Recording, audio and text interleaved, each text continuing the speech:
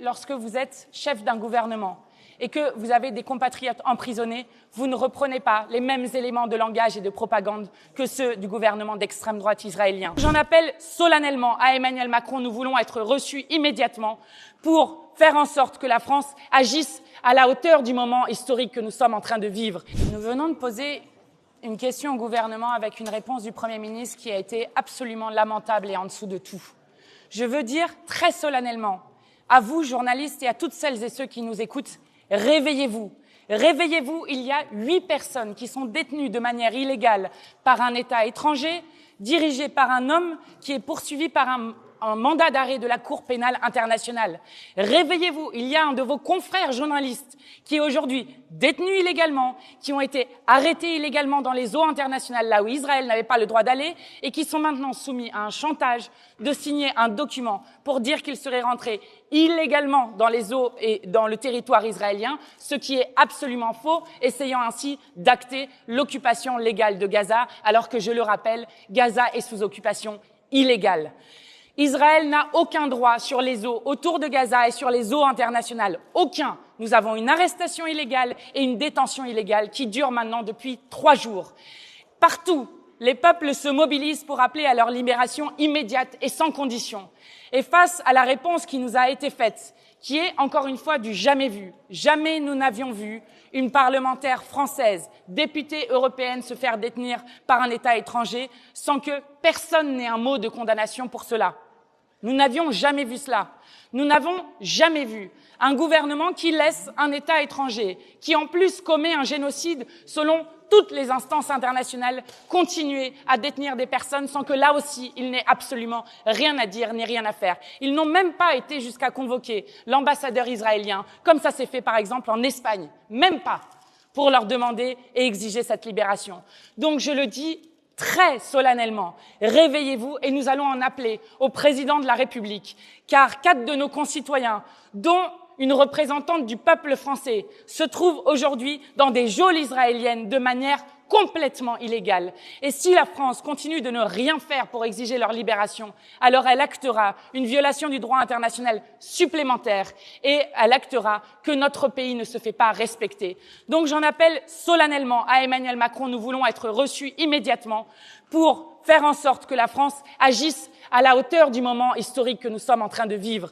Et ce moment historique, contrairement à ce qu'a dit le Premier ministre, ne sont pas 2 sujets déliés entre ce qui se passe à Gaza et ce qu'a fait la flottille pour la liberté. Ce sont des sujets qui sont entièrement liés, car la flottille non seulement a fait plus en 10 jours que ce gouvernement n'a fait en 20 mois de génocide, mais en plus de cela, elle a amené, je le rappelle, sans armes, de manière pacifique et de manière légale, du matériel humanitaire à la population palestinienne qui a le droit, au vu du droit international, de recevoir cette aide humanitaire. Donc maintenant, ça suffit. Nous les voulons de retour immédiatement et c'est à la fois l'honneur de notre pays que de les faire revenir de suite, comme l'honneur de notre pays d'enfin se mettre à agir et à décider de sanctions à l'encontre de Netanyahou.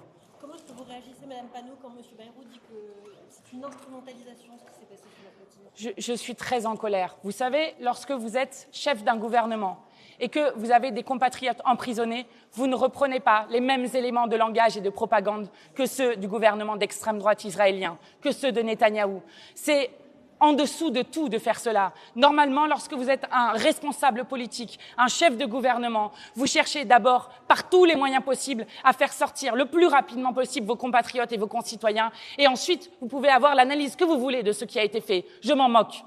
Mais le premier devoir d'un responsable politique, c'est de libérer des compatriotes, dont une parlementaire française, je le rappelle, qui aujourd'hui sont emprisonnés de manière illégale et qui ont été arrêtés de manière illégale. C'est le premier devoir d'un Premier ministre, pas de reprendre les mots d'un gouvernement d'extrême droite.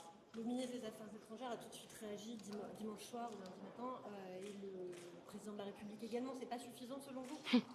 Est-ce que vous avez entendu un mot de condamnation de la part du président de la République, de la part du gouvernement, sur une arrestation illégale et une détention illégale qui dure maintenant depuis 3 jours? Il n'y a eu aucun mot de condamnation. Enfin, si, il y a eu un mot de condamnation, pour être tout à fait juste. Le seul mot de condamnation qu'il y a eu, c'est de la part d'un ministre sur les 45 000 mails de soutien qui ont été envoyés à la flottille, et c'est la seule condamnation officielle qu'a faite la France.